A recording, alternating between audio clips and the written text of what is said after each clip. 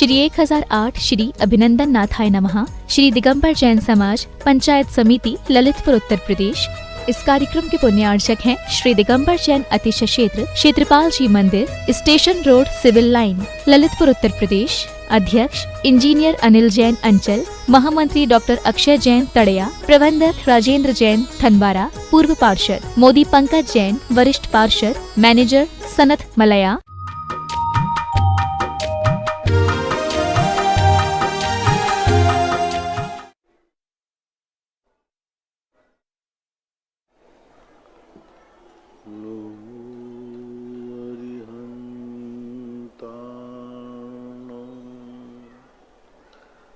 नमो सिद्धाणं नमो आयर्याणं नमो वज्रायाणं नमो लोये सवसाहूणं।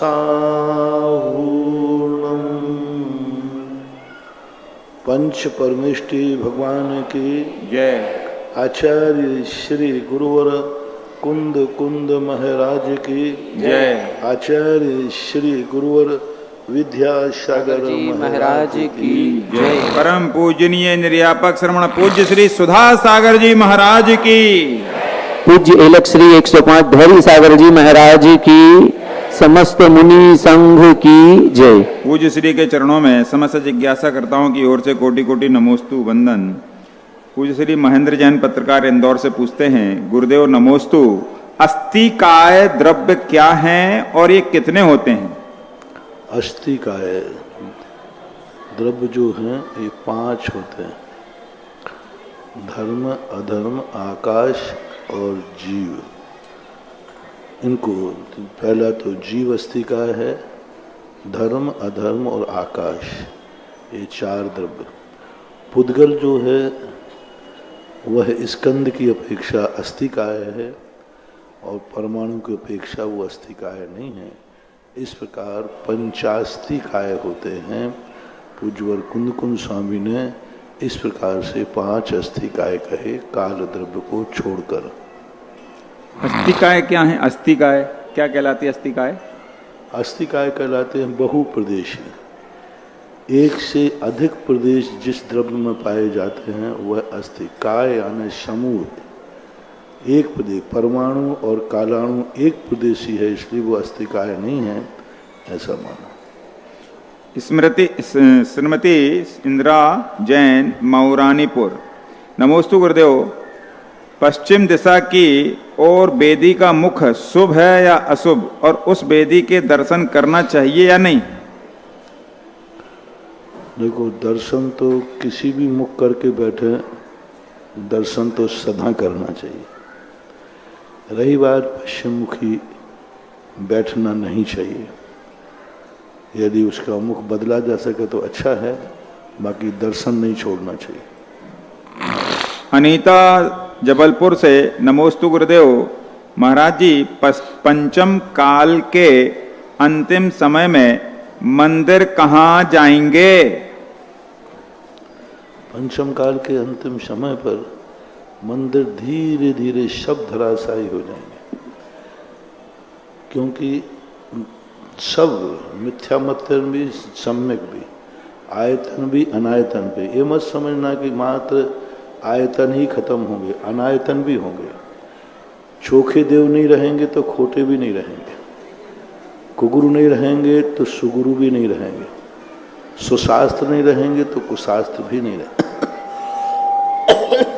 धर्म की मान्यता ही खत्म हो जाएंगे, चाहे किसी भी रूप में हो, तो सब धीरे धीरे धीरे करके समाप्त हो जाए।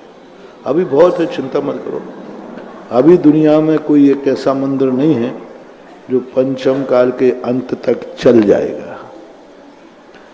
हाँ, अभी तक इतने मंदिर, क्योंकि अभी 18,000 वर्ष,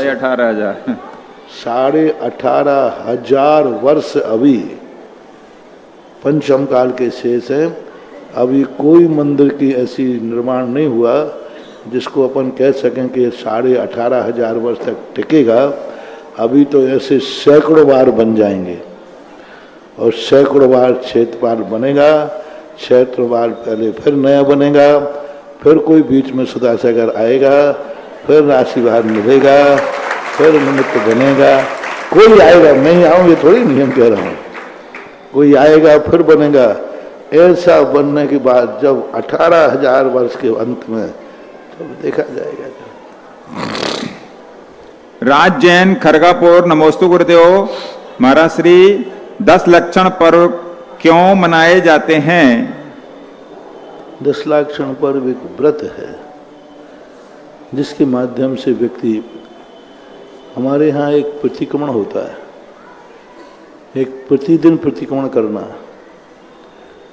और एक 15 दिन में प्रतिक्रमण करना, फिर एक चातुर्मास में प्रतिक्रमण करना। जब प्रतिदिन का प्रतिक्रमण प्रतिदिन कर लिया तो फिर 15 दिन का प्रतिक्रमण क्यों किया जाता है? 15 दिन का प्रतिक्रमण कर लिया तो फिर चातुर्मास का क्यों किया जाता है? चातुर्मास का कर लिया तो संवत्सर क्यों किया जाता है?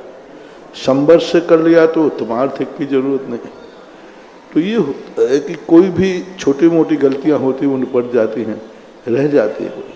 इसी प्रकार पूजा होती है, नित्य नियम पूजा, महापूजा, नैमित्तिक पूजा, पार्विक पूजा।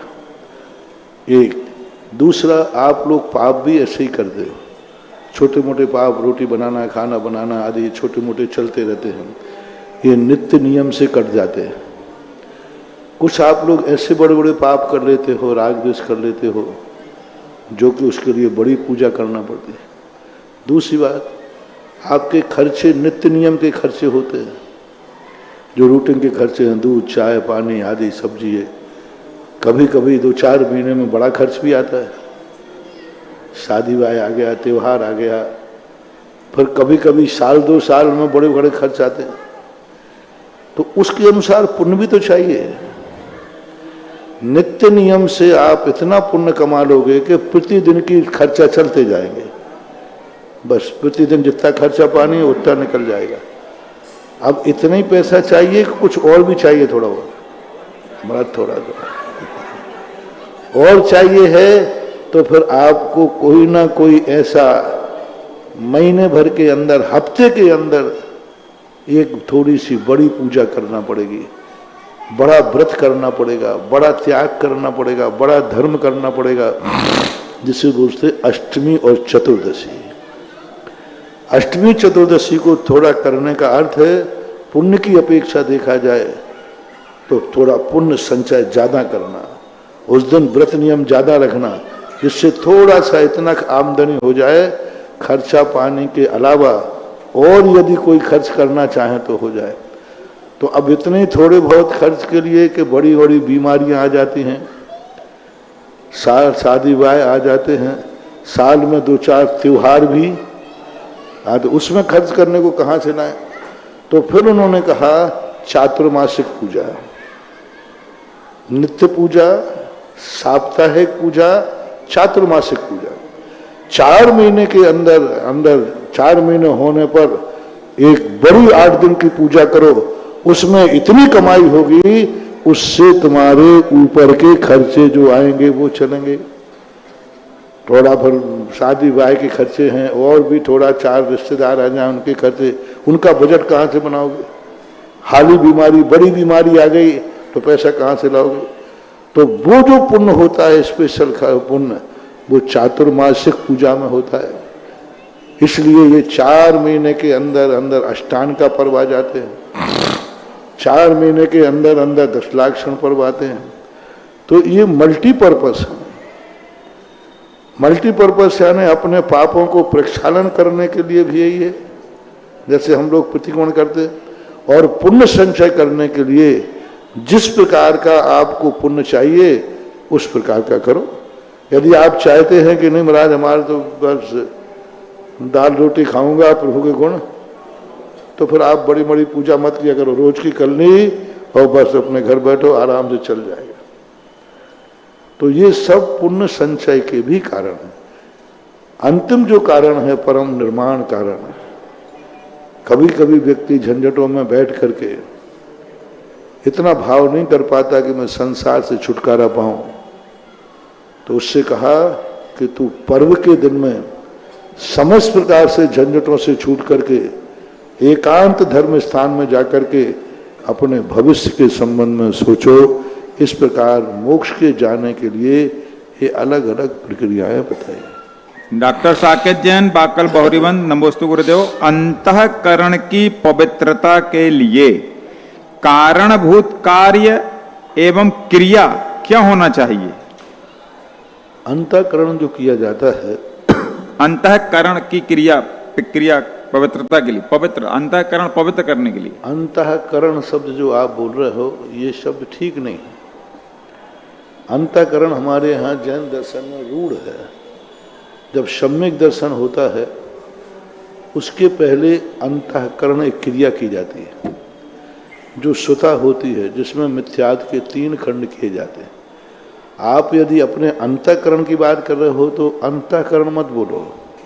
अंतःकरण मन का भी नाम है, मन का भी नाम अंतःकरण है, क्योंकि इंद्रियों को करण भी बोलते हैं और 9 इंद्री भी एक इंद्री मान ली गई है। तो अंतःकरण मन। अब आप अंदर आत्मा की बात कर रहे हो तो फिर करण शब्द मत लगाओ, शब्दों में बहुत अंतर आ जाता है। अंतस चेतना की बात, अंतस की बात कहो, हमारे अंदर की बात कहो। अंतःकरण करोगे तो हम या तो मन को बताएंगे या कर्म सिद्धांत के रूढ़ अर्थ को बताएंगे।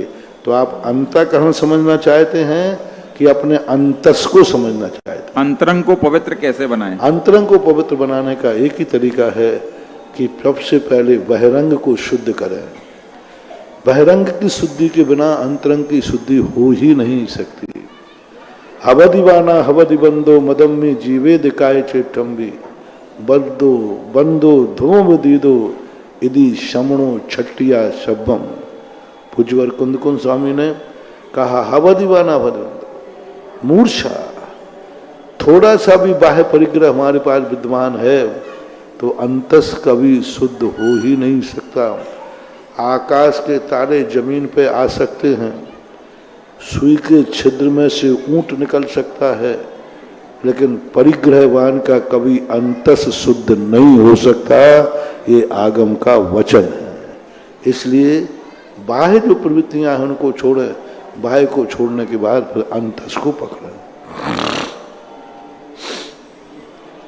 आरसी जैन, जयपुर से, नमोस्तु गुरुदेव। तीर्थंकर भगवान समोषण छोड़कर सम्मेद शिखर की लिए जाते हैं तो क्या जमीन को छूते हुए चलते हैं या अधर में ही जाते हैं? आकाश में 5000 धनुष ऊपर ही जाते हैं। राजकुमार कटारिया, पाली, राजस्थान, नमोस्तु गुरुदेव। महाराज श्री निर्माण लाडू किसी भी भगवान के जब मंदिर में चढ़ाते हैं तो हम स्त्री पुरुष को एक साथ चढ़ाते समय एक ही पाटे पे चढ़ाना चाहिए, अलग अलग पाटे पे चढ़ाना चाहिए लाडू? क्योंकि भगवान के मोक्ष गए हैं तो लाडू एक साथ चढ़ाना चाहिए, एक ही पाटे पे, अलग अलग पाटे पे चढ़ाना चाहिए। तो शुद्धता का काम है। जब भीड़ होती है ना, बहुत लंबी भीड़ है, अब यहाँ तक कब आए तो हम कहते हैं एक हाथ में लाडू लो, एक को थाली बनाओ, ओम ह्रीम मोक्ष कल्याणक प्रवक्ताय नारु नमामि स्वाहा, ये थाली। अब ये हाथ को ले जाके जहां मौका मिले फिर, तो ये स्थान से कोई मतलब नहीं कि आगे ही चढ़ना पीछे चढ़ना। अरविंद कुमार जैन शास्त्री, सांगानेर, जयपुर, नमोस्तु गुरुदेव। गुरुदेव, आपने अभी 2 दिन पहले जिज्ञासा समाधान में यह बात बताई थी कि घर में फोटो के सामने दीपक जलाते हो तो उस फोटो में बहुत एनर्जी उत्पन्न हो जाती है और फोटो को हटाने पर या टूट जाने पर मूर्ति के अविनय खंडित जितना ही पाप लगता है। तो आपसे निवेदन है कि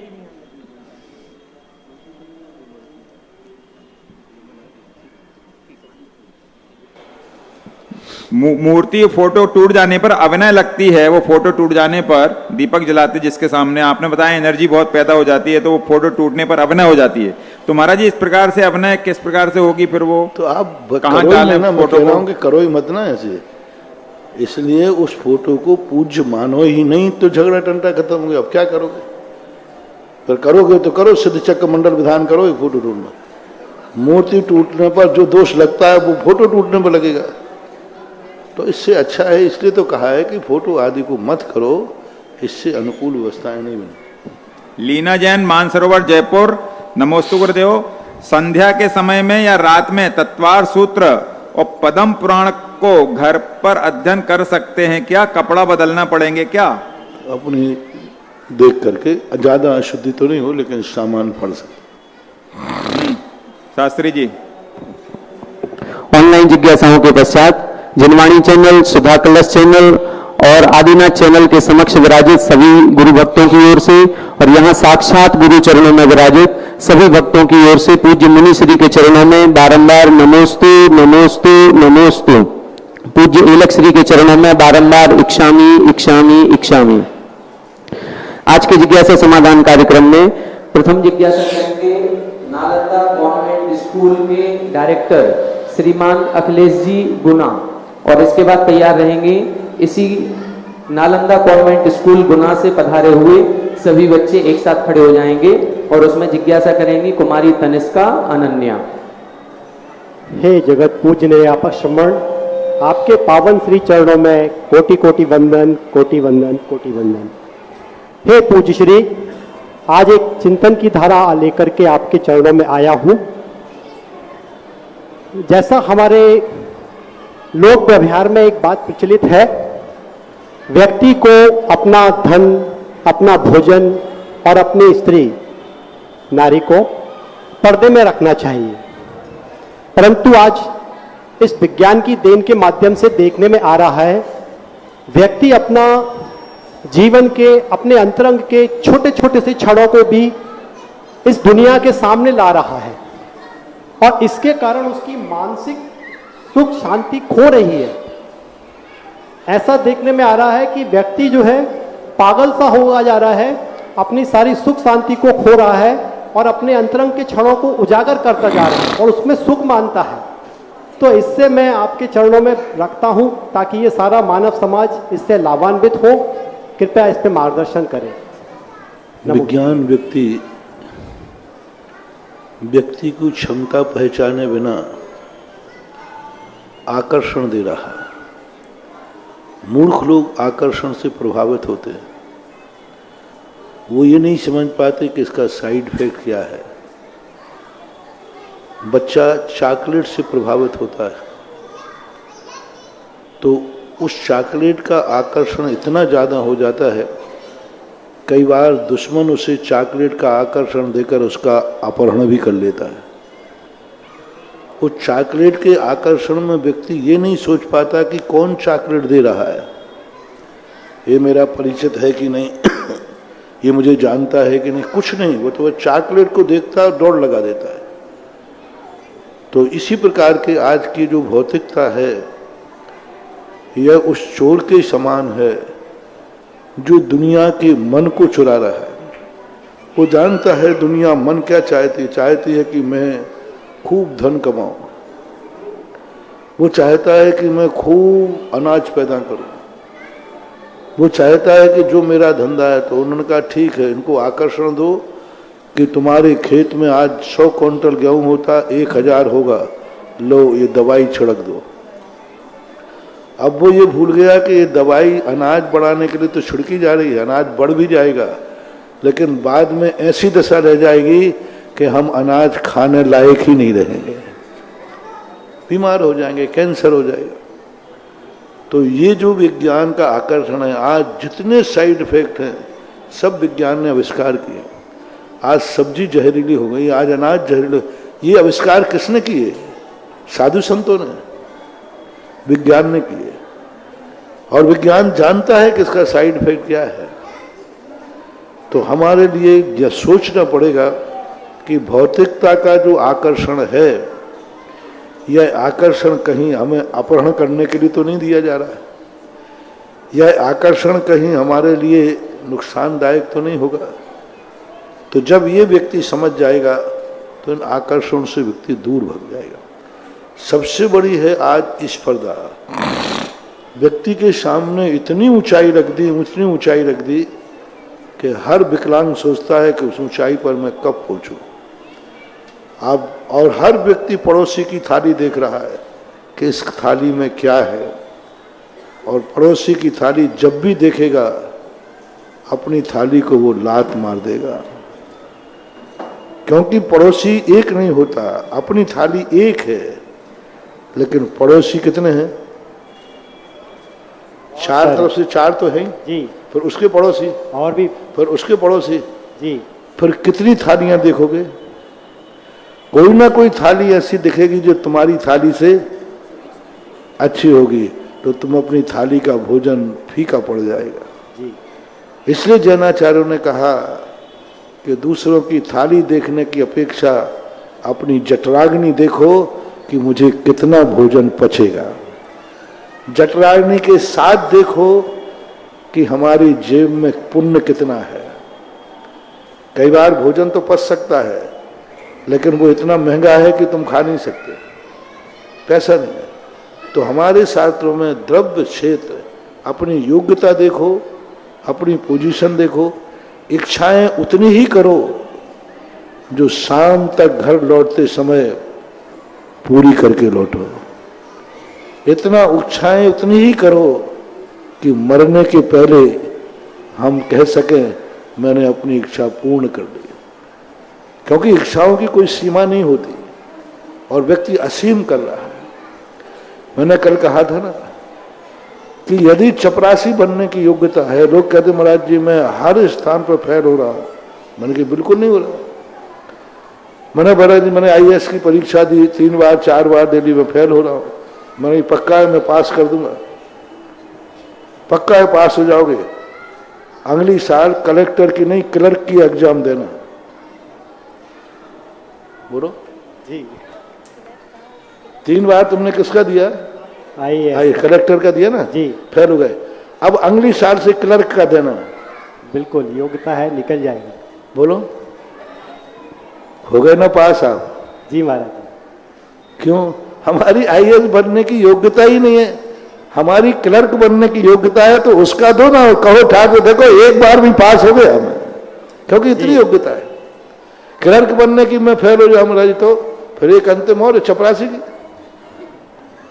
देखो कैसे पास नहीं होते।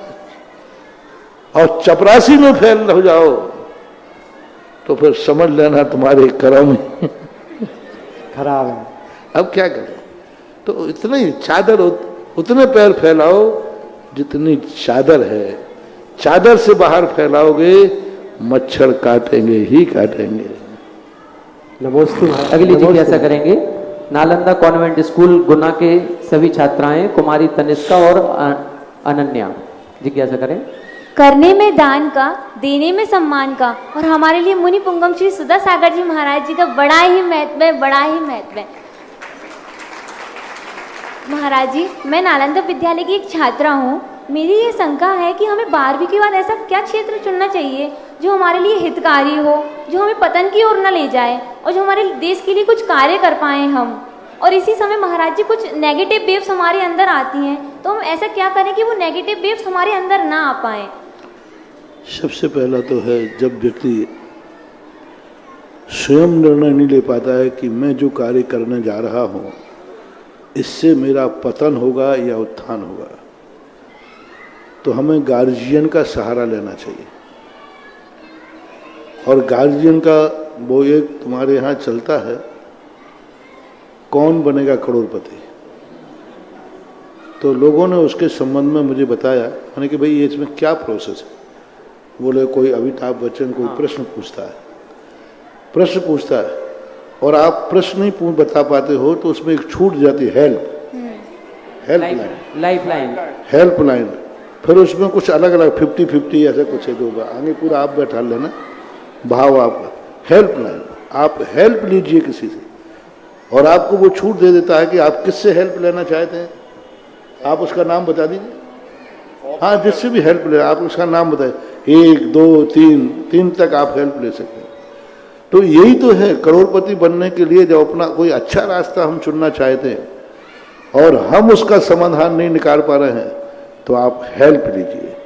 हेल्प लेने के लिए सबसे पहला है आपका निकटवर्ती मम्मी पापा। सबसे पहले अपने माँ बाप की हेल्प लीजिए कि हमारी जिंदगी में ऐसा हम क्या करें जिससे मेरा पतन ना हो, उत्थान हो। उसके बाद जाकर के जो आपको दी जाती है हेल्पलाइन, जो आपके स्कूल में पढ़ाने वाले टीचर्स होते हैं, उनसे हेल्प लीजिए कि हम किस ढंग से पढ़ें कि हमारी पढ़ाई अच्छी हो। उसके लास्ट के बाद यदि कोई पारमार्थिक चीज़ है तो फिर गुरु महाराजों से हेल्प लीजिए कि हम अपनी ज़िंदगी में ऐसा क्या करें जिससे हमारी आजीविका भी चल जाए और हमारी दुर्गति भी ना हो। तो गुरुजन तो सदा प्रवचनों में बताते ही हैं कि अपने जीवन की चर्या इस प्रकार करो। तो कुलाचार और धर्माचार, इन दोनों को एक साथ व्यक्ति अपना लेता है। दूसरा प्रश्न है कि नकारात्मक सोच जब बनता है जब हम किसी को अपने अनुकूल चलाना चाहते हैं। हम चाहते हैं कि हवाएं मेरे अनुसार चलें, क्यों ना हम हवा के अनुसार चलें। नकारात्मक सोच जब आता है, जब कोई गाड़ी लेकर जाता है तो सोचता है सड़क मेरे अनुसार मुड़ना चाहिए, जहां मैं गाड़ी मोड़ूं वहीं सड़क मुड़ जाए। तो गाड़ी के अनुसार सड़क मुड़ेगी कि सड़क के अनुसार गाड़ी मुड़ेगी? सड़क के अनुसार गाड़ी। सड़क के अनुसार गाड़ी मोड़ोगे कभी नकारात्मक विचार नहीं आएंगे, और गाड़ी के अनुसार सड़क मोड़ोगे तो वो मुड़ेगी नहीं और गाड़ी और टक्कर खा के गिर जाएगी। यही सबसे बड़ा संक्षिप्त में एक मोटिवेशन है। इसके बाद जिज्ञासा करें कुमारी अनन्या जैन, और इसके बाद तैयार रहेंगे इंजीनियर रोहित जी मंडीदीप। जब कोई मतलब समझा देता है ना, उसके बाद भी थोड़ा डाउट रहता है कि करें नहीं करें, बहुत कंफ्यूजन रहती है, माइंड डिप्रेशन में जाने के लिए हो जाता है। पुनः हेल्प लो,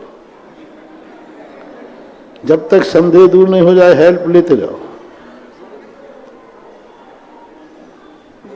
जिज्ञासा करें अनन्या, रोहित जी तैयार रहेंगे। नमोस्तु महाराष्ट्री, मेरा यह प्रश्न है कि हम मंदिर जी में जो चावल द्रव्य चढ़ाते हैं तो उनको माली समेट लेता है, तो वही द्रव्य को हम माली से खरीद कर घर में ला सकते हैं क्या? नहीं ला सकते, कदापि नहीं ला सकते।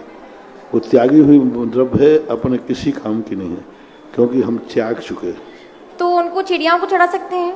चिड़ियाओं को चढ़ा सकते हैं? अच्छे दाने चढ़ाओ ना, क्यों चढ़ाओ कोटा। जिज्ञासा करेंगे इंजीनियर रोहित जैन मंडीदीप। इसके बाद तैयार रहे कुमारी सुचि बड़कुल रानी। फिर भी चिड़िया आदियों के लिए चढ़ा हुआ निर्माल पशुओं के काम आ सकता है। जैसे अभी 10 लाख क्षण पर्व में अभी रक्षाबंधन पर श्रीफल चढ़ाए गए, तो श्रीफल गौशाला के लिए समर्पित कर दिए जाते हैं। तो निर्माल का द्रव्य गौशाला के लिए, चढ़ी हुई द्रव्य गौशाला में पशुओं के काम आ सकते हैं। महाराज जी, मेरा यह प्रश्न है कि अगर हमारे चारों तरफ निराशा हो तब भी हम हमारी आशा कैसे जगाए रखें? मैंने कहा ना, निराशा क्यों आती है? हम बहुत ऊंचाई पर छोड़ते हैं, बहुत छोटे होकर। हम अभी जमीन पर साइकिल चलाना सीखे नहीं और हम सोचते हैं कि हम पायलट कब बनेंगे। तो हम ज़्यादा ऊंचाइयों पर पहुंचने का सोचते हैं, तब निराशा आती है।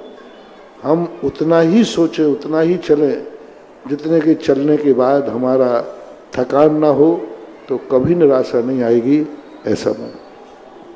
जिज्ञासा करें इंजीनियर रोहित जी से मंडीदीप। इसके बाद तैयार रहे कुमारी सुचि बड़कुल रानीपुर। पूज्य गुरुदेव सुधासागर जी महामुनिराज के चरणार बिंद में मंडीदीप सादर समाज का अनंतानंद कोटि कोटि नमोस्तु गुरुदेव। गुरुदेव, प्रश्न यह है कि हम जो वर्तमान में कर्म कर रहे हैं वो नया कर्म बांध रहे हैं कि पुराना कर्म खोल रहे हैं?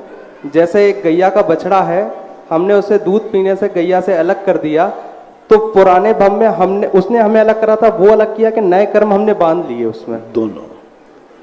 पुराना कर्म निकलता है और नया कर्म बनता है। बंध मूलक क्रिया होती है। किसी भी चीज़ को हम उपयोग करते हैं तो हमारा पुराना कर्म नया कर्म दोनों चलते हैं। ऐसा एक भी समय नहीं है जिसमें पुराना कर्म उदय में ना हो और नए कर्म का बंध ना हो। नया बंध रहा है। तुमने बछड़े को अलग किया तो बछड़े ने किया होगा कभी तुम्हें अलग, तो वो कर्म उदय में आ गया, और वर्तमान में अलग करने वाले ने नया बांध लिया।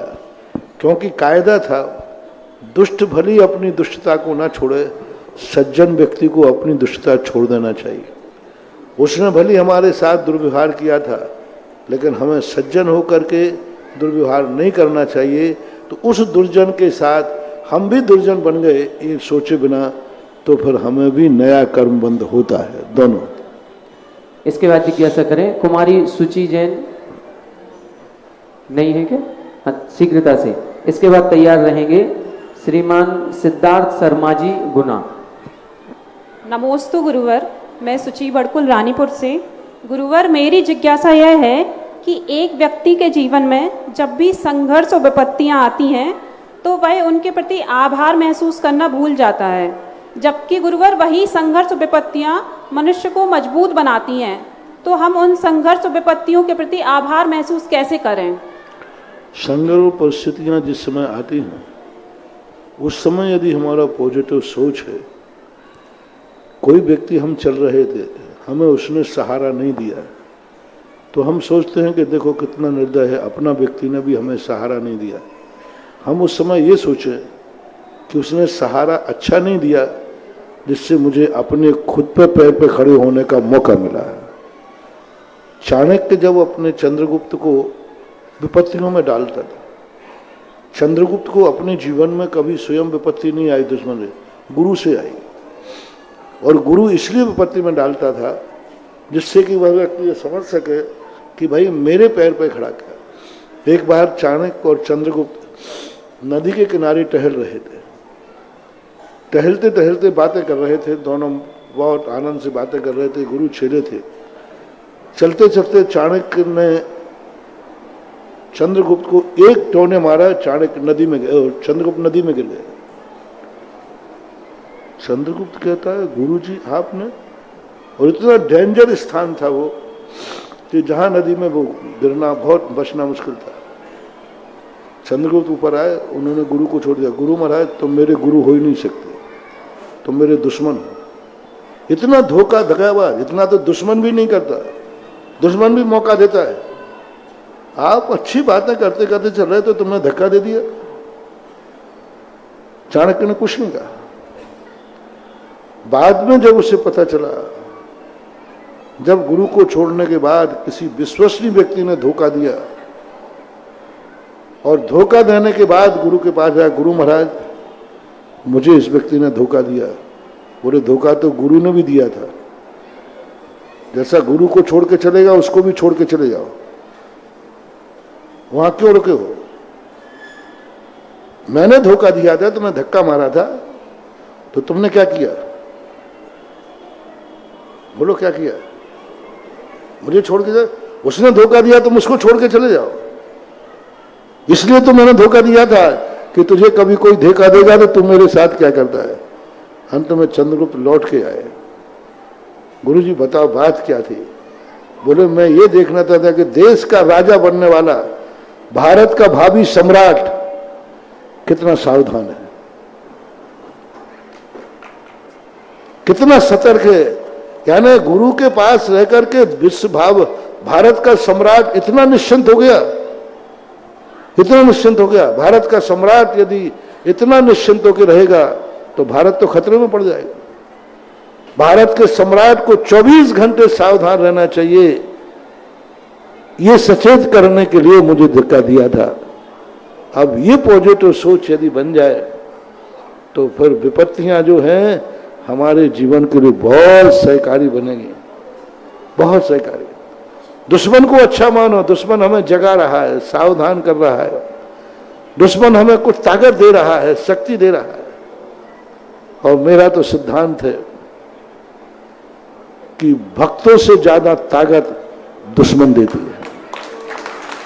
मेरे हर कार्य, जो कहते ना किसी व्यक्ति के कार्य की सफलता के पीछे किसी ना किसी का, ये कहते ना आप लोग, मेरी सफलता के पीछे किसी का हाथ है तो उसका नाम है मेरा दुश्मन, भक्त नहीं। भक्तों के बल पर मैं तो नहीं मानता, भक्तों के बल पर मैंने कभी सफलता नहीं पाई। जितनी आज तक सफलता पाई है दुश्मनों के बल पर पाई। बस दुश्मन जैसे ही सामने आया और हमारी शक्ति जाग जाती है, डबल हो जाती है। अब तो करके दिखाना ही है। और भक्त तो कहते हैं ठीक है, अब भक्त भक्त ही है। भक्त सुनाता है, दुश्मन जगाता है, बहुत बड़ी ताकत होती है। तो ऐसा अपन यदि सोच बन लें तो हमारे लिए बहुत पॉजिटिव बन सका है, हम मजबूत बन सकते हैं। नमोस्तु गुरुदेव। महाराज श्री, आपने अनेक तीर्थों का जीर्णोद्धार कराया है।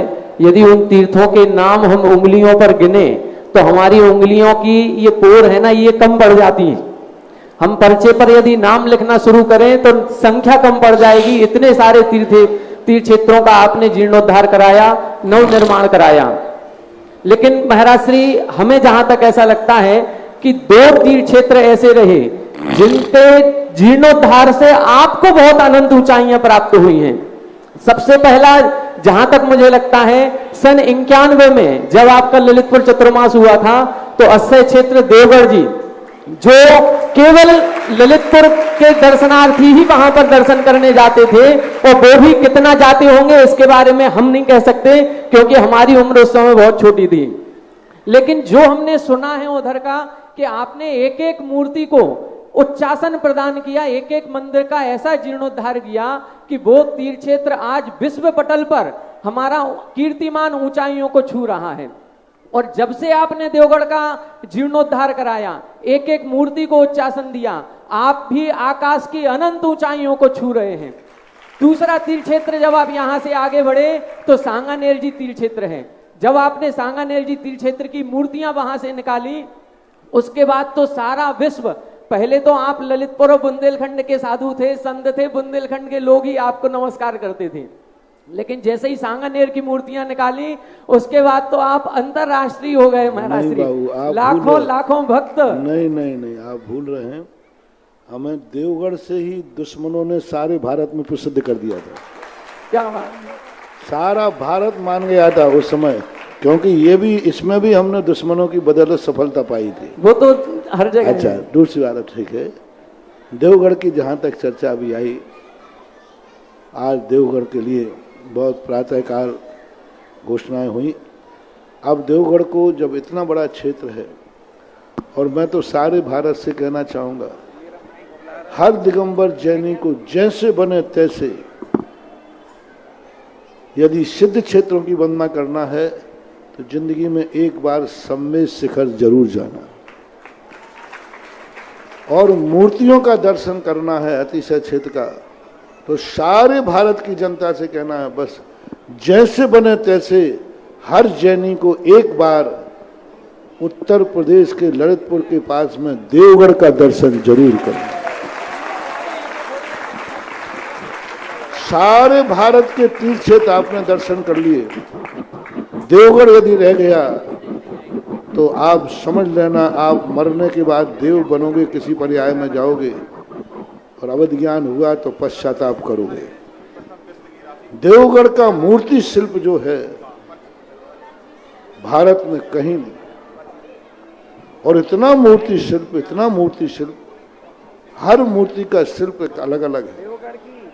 हर मूर्ति कला का केंद्र बहुत बड़ा दिगंबर जैनियों का पहला है, जहां पर मैंने प्रातःकाल कहा था, एक चावल एक मूर्ति पर चढ़ाया जाए, 1 क्विंटल चावल खत्म हो जाएंगे, लेकिन मूर्तियों के दर्शन पूरे नहीं होते थे। ऐसा जो तीर्थ क्षेत्र है, ऐसे देवगढ़ तीर्थ क्षेत्र के लिए एक बार कैसे भी बने, जैसे समय निकले, भगवान से एक ही प्रार्थना करना, भगवान मरने के पहले एक बार देवगढ़ तीर्थ क्षेत्र का दर्शन हो जाना चाहिए।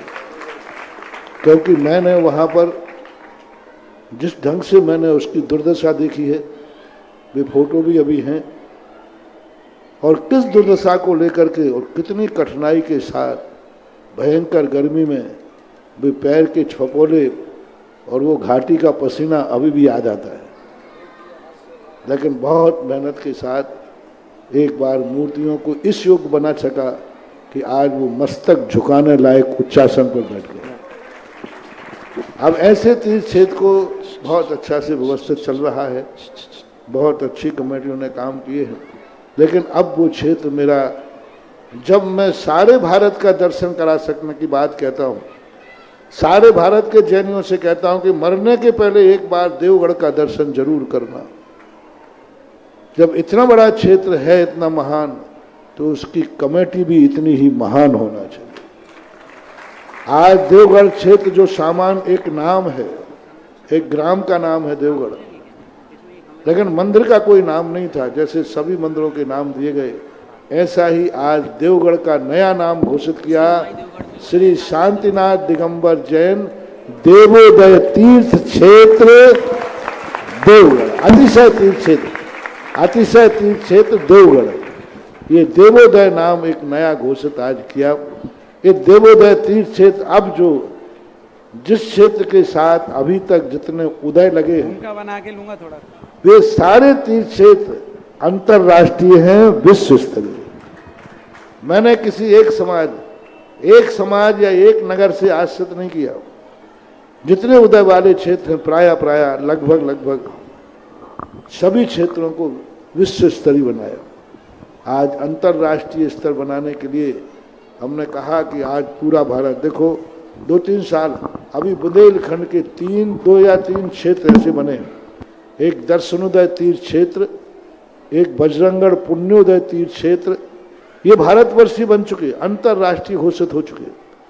और दर्शनोदय तीर्थ क्षेत्र प्रदीप भैया अपने हैं वहीं अशोकनगर के, और इनका भाई भी कोषाध्यक्ष रहे हैं। तो इस प्रकार की स्थिति में वहाँ बहुत अच्छी आज देवगढ़ के लिए सारे भारत से मेरा कहना है, देवगढ़ दर्शन करने जब आओ। अभी पहले जो देवगढ़ को हम अंतर्राष्ट्रीय बना रहे हैं, भारत का प्रत्येक जैनी देवगढ़ क्षेत्र का ट्रस्टी बने, सदस्य बने। कम से कम ये तो कह सके कि मेरे जीवन काल में भारत में एक ऐसे मूर्ति कला का केंद्र था, उस क्षेत्र का मैं भी ट्रस्टी था, मैं भी सदस्य था, मैं भी कमेटी में था, मैं भी उसकी साधारण सभा में मैं भी था, और ऐसे क्षेत्र का व्यवस्था और संचालन करने का मैं भी एक इकाई था। जो ट्रस्टी बनते हैं, भले वो अध्यक्ष मंत्री बने या नहीं बने, लेकिन एक इकाई उस क्षेत्र का जो भी दर्शन करेगा, जो भी पुण्य होगा, वो उस व्यवस्था करने वाली एक इकाई तुम बनो। और एक इकाई बनने के लिए हमने 3-4 पद सुबह घोषित किए थे, शायद लाइव उस समय खत्म हो चुका था, अभी भी उसके लिए पुनः कहते हैं कि एक ऐसा महामहिम सामने आवे जो उस क्षेत्र का महामहिम हो, सर्वश्रेष्ठ प्रथम श्रावक हो, जो अध्यक्ष से भी बड़ा हो, जो अध्यक्ष की ऊंचाई पर काम करे या नहीं करे, नाम मात्र। जैसे राष्ट्रपति राज्यपाल होता है ना, वर्कर प्रधानमंत्री होता है, सारी सांसद प्रधानमंत्री की होती है, राष्ट्रपति की कोई सभा नहीं होती, प्रधानमंत्री की लोकसभा, मुख्यमंत्री की विधान, राष्ट्रपति की कोई अलग से सभा नहीं होती, पर वो सबसे बड़ा मालिक होता है। इसी प्रकार मैं चाहता हूं कि हर क्षेत्र का एक राष्ट्रपति के समान, उसको कुछ भी ना करना पड़े, लेकिन वो राज्यपाल और राष्ट्रपति प्रथम नागरिक उस क्षेत्र का बने। जैसे प्रधानमंत्री मुख्यमंत्री है, मुख्यमंत्री की सभा होती है, राज्यपाल की कोई सभा नहीं होती, लेकिन बड़ा कौन होता है? राज्यपाल, कार्यकर। इसी प्रकार अध्यक्ष मंत्री काम करें, लेकिन महामहिम जो हो राष्ट्रपति के समान, राज्यपाल के समान हर क्षेत्र पर एक होना चाहिए। तो इस देवगढ़ को जब इतना ऊंचाइयां दी, इतना सारा देवगढ़ व्यवस्थित किया, तो उसका एक ऐसा महामहिम हो जो कि राष्ट्रपति के समान इस सारी समाज का, सारे क्षेत्र का वो प्रथम निधित्व कर सके, ऐसा एक। तो उसके लिए क्या करना पड़ेगा भैया बताएं। बंधुओं, ये हम सभी का पावन सौभाग्य है कि देवगढ़ देवोदय तीर्थ क्षेत्र, जिसका नामकरण परम पूज्य महाराज श्री ने अपने मुखारविंद से किया है, और ऐसे तीर्थ क्षेत्र पर जो महामहिम बनेंगे, उनका लेटर पैड के हेड पर सबसे ऊपर नाम अंकित होगा। जब तक क्षेत्र रहेगा, जब तक जिनालय रहेगा, जब तक देवोदय रहेगा, उनका नाम भी अजर और अमर रहेगा। ऐसे व्यक्तित्व को अगर किसी को अपना नाम देना हो तो मात्र 101 कलश के माध्यम से उस क्षेत्र के महामहिम बनेंगे। अध्यक्ष कोई रहे, मंत्री कोई रहे, कोषाध्यक्ष कोई रहे, लेकिन महामहिम जो था वही हमेशा रहेगा। तो अपनी भावनाओं को 101 कलश में यहां पर भेज सकते हैं अपने जीवन काल तक, अपने जीवन काल तक आप महामहिम रहेंगे। ये पावन सौभाग्य मिलेगा। यदि महाराज श्री महामहिम का जीवन काल पूर्ण हो जाए तो महामहिम के लिए आगे क्या सुविधा रहेगी? उसका बालक उसके 25% करा करके उस पद को पुनः रिन्यू कर सकता है। बहुत बढ़िया। तो उनके परिवार का जो बेटा होगा, वो परिवार का सदस्य होगा, वो चाहे तो 25% एक्स्ट्रा राशि जमा करके पुनः महिम बन सकता है। लेकिन उसके लिए भी महाराज जी का एक प्रातःकाल आदेश था कि उसके लिए सर्वसम्मति से और मेरी आज्ञा के बिना हम सिलेक्शन नहीं कर पाएंगे, क्योंकि वो मामला संत जानते हैं और कमेटी जानते हैं। इसलिए आपको 25% की सुविधा दी है कि 25% जमा करके आप महामहिम में भी अपना नाम पुनः लिखा सकते हैं।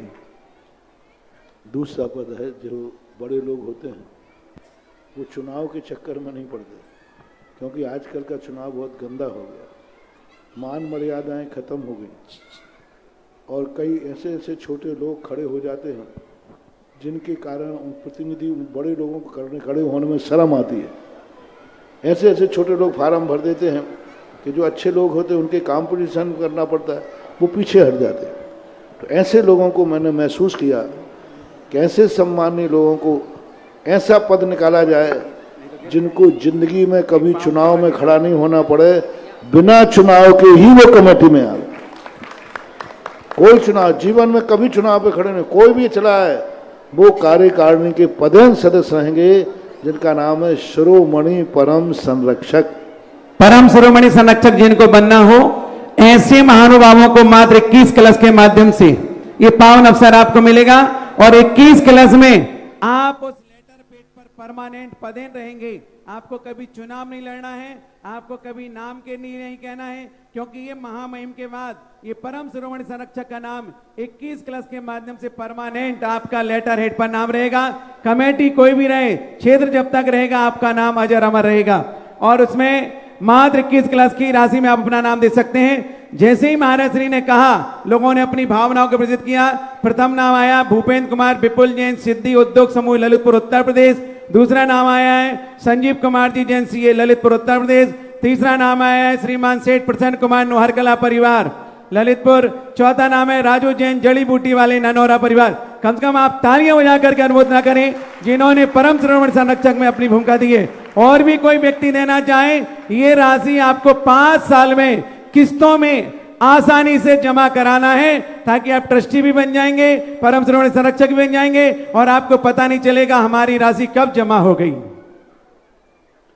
और उसके बाद 200 पद और दिए हैं जो मध्यम लोग हैं, शिरोमणि संरक्षक और परम संरक्षक। शिरोमणि संरक्षक के लिए जैसा कि महाराज श्री ने हमें आशीर्वाद दिया था, वो शिरोमणि संरक्षक 11 कलश के माध्यम से बनेंगे और ये 11 कलश की राशि से बनने वाले शिरोमणि संरक्षक भी आप जीवन भर उसके पद रहेंगे। आपको कभी चुनाव नहीं लड़ना, आपको कभी इलेक्शन में फाइटिंग नहीं करना है और जीवन भर आपको उस क्षेत्र में शिरोमणि संरक्षक के रूप में पदस्थ रहेंगे।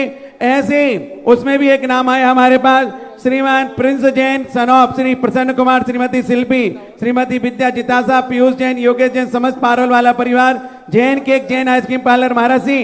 ये परिवार तो अपनी प्रथम किस्त लेकर के महाराज जी के चरणों में समर्पित करने आए। प्रथम किस्त, हाँ देखो, अभी रुके थोड़ी देर, अभी कौन सी है? अच्छा, देवगढ़ के। देखो ये है आज का दिन बहुत अच्छा है। ये शिरोमणि संरक्षक की, हालांकि अभी हमने कहा था किस्त बाद में लेना, लेकिन इनका कहना है तुरंत दान महाकल्याण। अभी इनका एडवांस में जमा कर लें, क्योंकि विधिवत मैं जब भी किस्त जमा करने की बात कहता हूं, जब पूरा कमेटी में तैयार हो जाए, विधान पास हो जाए, विधान में पास हो जाए, तब अभी इनकी एडवांस राशि रख ली जाए। इनका पुण्य संचय तो आज से चालू हो गया है। कमलेश बाबू आ जाए, हमारे कोषाध्यक्ष कमलेश जी पधारे और ये प्रथम किस्त को जमा करें, क्योंकि देखिएगा आज मंगल दस्तूर है, नौमी, चौथ, चतुर्दशी, परे, शनिचर, वार। ये पूज्य गुरुदेव का बहुत बड़ा गुरु मंत्र है और इन्होंने आज प्रथम किस्त जमा करके अपने जीवन को धन्य किया है। रसीद भी यही देना, फलाने पद की प्रथम किस्त है, सुना? यही लिखना उसमें, फलाने पद की प्रथम किस्त, शिरोमणि संरक्षक की प्रथम किस्त। इसके बाद एक और सौभाग्य आपको मिलने वाला है। ऐसा सौभाग्य और भी 3rd कैटेगरी के महाराज के अनुसार क्योंकि जो लोग सक्षम नहीं है उनको भी सक्षम बनाने की भावना गुरुदेव के मुख में रहती है हमेशा। भारतवर्ष का तीर्थ बन गया, भारत का कहीं का भी व्यक्ति देवगढ़ का ट्रस्टी बन सकता है। और ये मौका 1200 साल के बाद पहली बार खुल रहा है। ये जो लॉटरी का ड्रा खुला है ना, ये खुल रहा है। आप देखो, मैंने इस कस्टडी से बाहर निकाला है क्षेत्र को। जय हो। अभी तो यहीं आसपास के लोगों का था, तो बाहर वाले लोग भी इस मुक्ति का लाभ लें और इस क्षेत्र को ट्रस्टी बनकर अपने आप को गौरवान्वित करें कि ऐसा महाक्षेत्र जो विश्व का पहला क्षेत्र है मूर्ति शिल्प में, तो उसके लिए जिन महानुभावों को भी इस क्षेत्र कमेटी से जुड़ना हो, ऑनलाइन हमारे नंबर चल रहे हैं, क्षेत्र कमेटी के चल रहे हैं। अगर क्षेत्र कमेटी का नहीं मिले तो क्षेत्रपाल कमेटी के पास भी भेजेंगे, तो भी देवगढ़ क्षेत्र कमेटी के पास आपके नाम पहुंच सकते हैं। इसके बाद आता है परम संरक्षक। ये परम संरक्षक भी 5 कलश के माध्यम से 5 सालों में राशि देनी है, और इसमें भी आप हमेशा हमेशा ट्रस्टी रहेंगे। महाराज श्री ने प्रातः काल कहा था, यदि ये परम संरक्षक 5 रहेंगे तो ट्रस्ट में हमेशा बने रहेंगे, और ज्यादा रहेंगे तो उनमें से सिलेक्शन करके 5 को हमेशा ट्रस्ट में जोड़ा जाएगा। लेकिन हमेशा अजर अमर आप भी रहेंगे, आपको कभी चुनाव लड़ने की आवश्यकता नहीं पड़ेगी। तो ऐसे परम संरक्षक में 5 कलश में जिनको नाम देना है, अपने नाम बहुत जल्दी से भेजेंगे। मेरे पास कुछ नाम आ चुके हैं। अरविंद जैन, कॉमेडी वाले, ललितपुर उत्तर प्रदेश। सतीश जैन, बंटी बजाज, ललितपुर उत्तर प्रदेश। स्वतंत्र जैन मोदी, ललितपुर उत्तर प्रदेश। विनय कुमार नीरज, दुकान वाले, मड़ावरा, ललितपुर उत्तर प्रदेश। इन महानुभावों के सम्मान में आप जोरदार ताली बजाएं। और जो लोग जिस राशि से जुड़ना चाहें, महामहिम बनना चाहें, परम शिरोमणि संरक्षक बनना चाहें, शिरोमणि संरक्षक बनना चाहें, परम संरक्षक बनना चाहें, और इससे भी अगर बहुत बढ़िया एक परम संरक्षक बनने की जिन्होंने भावना भाई थी, उन्होंने वीरेंद्र कुमार जी, अजित कुमार जी, अमित कुमार जी, चिगलुआ परिवार, और उन्होंने कहा है कि मैं 5 साल क्यों इंतजार करूंगा, वो 5 लाख की राशि का चेक अभी इसी वक्त प्रदान करने की भावना बातें। जोरदार तालियां बजाएं।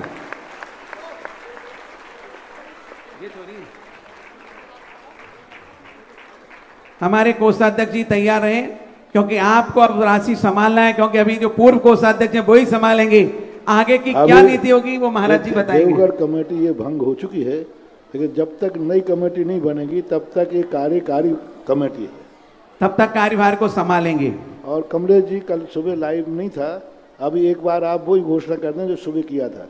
कमलेश जी, कमलेश जी को माइक दे दें कि यह क्षेत्र जो हमने घोषणा किया ना सुबह, अंतरराष्ट्रीय आप लोग आशीर्वाद ले लें महाराज जी का। शांतिनाथ भगवान की जय। बोलिए जय गुरुवर विद्यासागर जी महाराज की जय। बोलिए मुनि पुंगव श्री सुधासागर जी महाराज की जय। आज सुबह प्रवचन में देवगढ़ के बारे में जो चर्चा हुई, सारी समाज, सारे पदाधिकारी, शासन और प्रशासन सारा मौजूद था।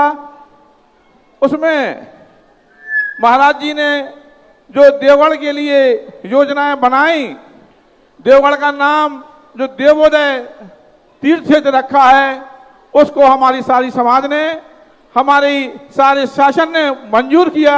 ये बहुत बड़ा अतिशय हमारे महाराज जी का है। और उस समय हमारे श्रम एवं स्वास्थ्य राज्य श्रम एवं मंत्री श्री मनोहर लाल जी पंत ने भी आश्वासन दिया, महाराज जी को नमोस्तु करके कहा कि मैं अपनी जितनी ताकत होगी महाराज जी के निर्देश में देवगढ़ के लिए वो काम करूंगा कुछ जो देवगढ़ विश्व पटल पर सबसे आगे होगा। मैं जो है श्री मनोहर लाल जी पंत का बहुत बहुत आभारी हूँ। मूल बात बोलो, मैं इस क्षेत्र को आज से, अभी तक हम लोग क्षेत्रीय लोग इसको संभालते थे, बोलो अभी तक हम लोग, हाँ बोलो अभी तक हमारी कमेटी क्षेत्रीय जो क्षेत्र को संभालती थी, क्षेत्रीय कमेटी उसको अंतरराष्ट्रीय कमेटी घोषित किया है महाराज जी ने। और आज हमारी कमेटी ने सहर्ष सहमति से पास किया महाराज क्या से। हाँ, कमेटी ने और पूरी समाज ने और शासन ने, हमारे मंत्री जी ने भी महाराज जी की बात को पास किया और सबने सहमति दी कि हमारे देवगढ़ का विकास और हमारे देवगढ़ को विश्व पटल पर आना चाहिए। अब सीधा बोलो, सीधी बात है। आज से देवगढ़ की कमेटी पूरे भारतवर्ष से बनाई जाएगी।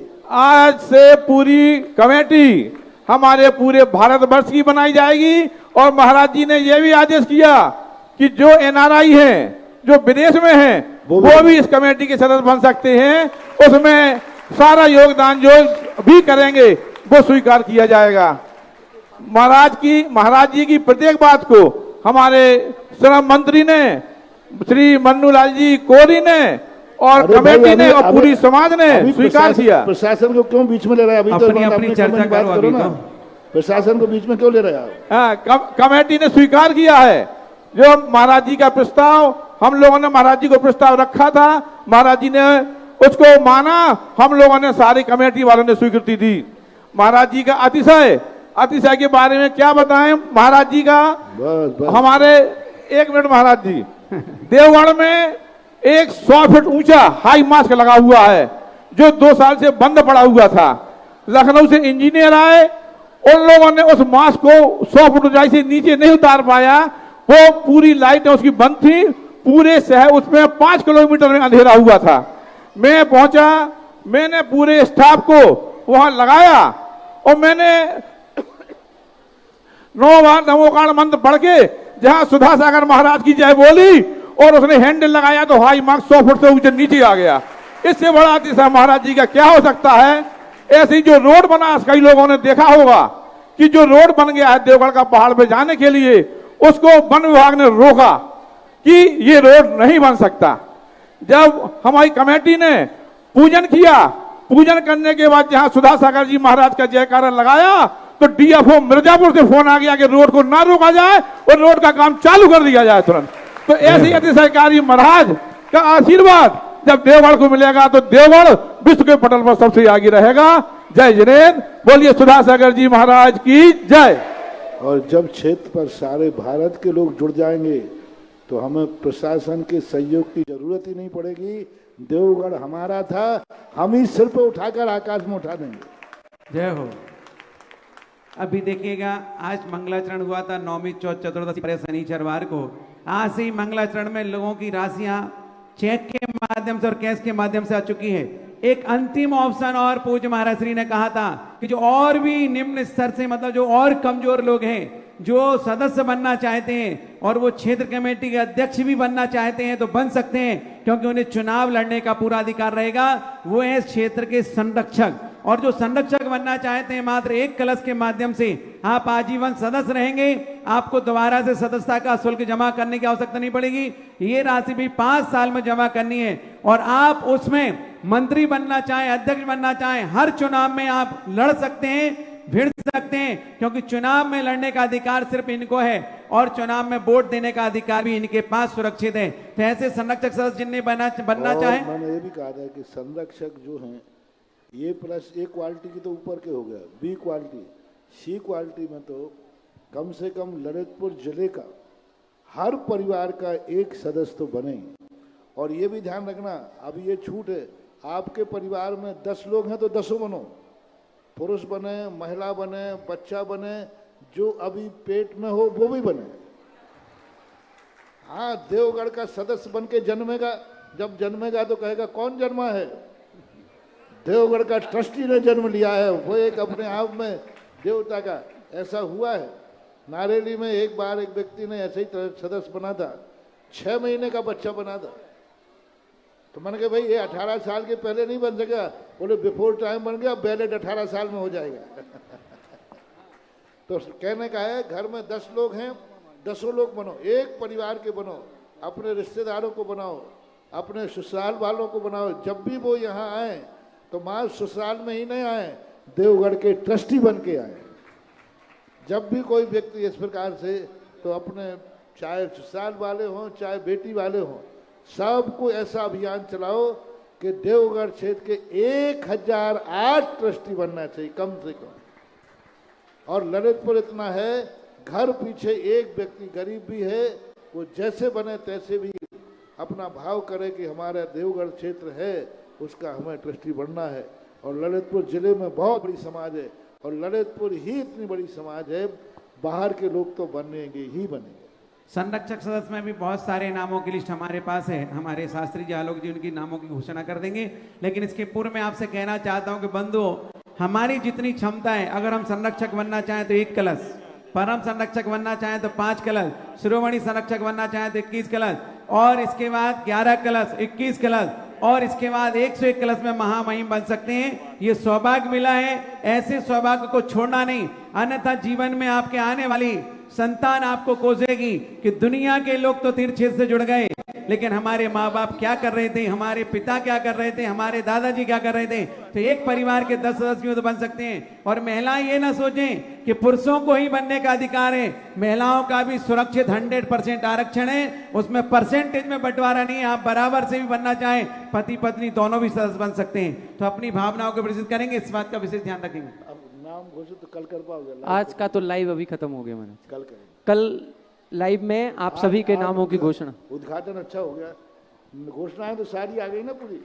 हाँ ये तो आ गई, ये तो सारी आ गई, संरक्षक तक की। हाँ आ गई। एक और देवेंद्र कुमार श्रीश कुमार, जिन्होंने अपनी प्रथम कस्तवी यहाँ पर जमा करा दी है, जोरदार तालियों के साथ अनुमोदना करें। सिंगई देवेंद्र कुमार श्रीश कुमार, और भाई का छोटा क्या कहना, मनीष भाई।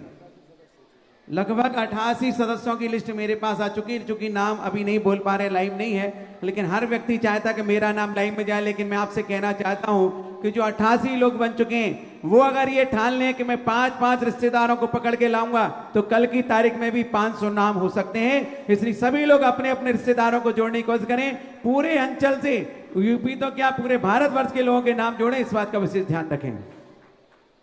चलिए, आज का लाइव कार्यक्रम यहीं पर संपन्न हुआ है। जिज्ञासा समाधान कार्यक्रम भी यहीं पर संपन्न करते हैं। आज की आरती करने का सौभाग्य गुना से जो हमारे बीच में नालंदा विद्यालय कॉन्वेंट स्कूल के सभी बच्चे, छात्र छात्राएं और वहां के डायरेक्टर आए हैं। आज की आरती वो करेंगे।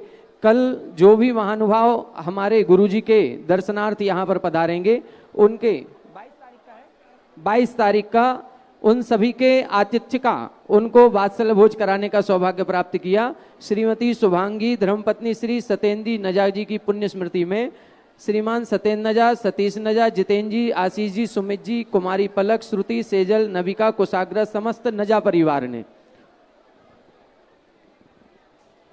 आरती का थाल शीघ्रता से जलाएं। केवल छात्राएं और छात्र जो वहां के नालंदा हमारे कॉन्वेंट स्कूल गुना के जो आए हैं, वो केवल आज की गुरुवर की आरती करेंगे।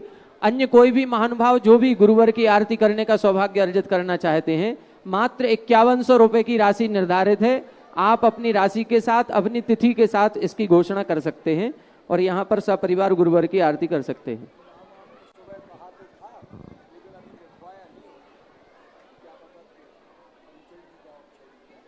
चलिए प्रारंभ करेंगे। आरती की थाली यहां पर दे दें।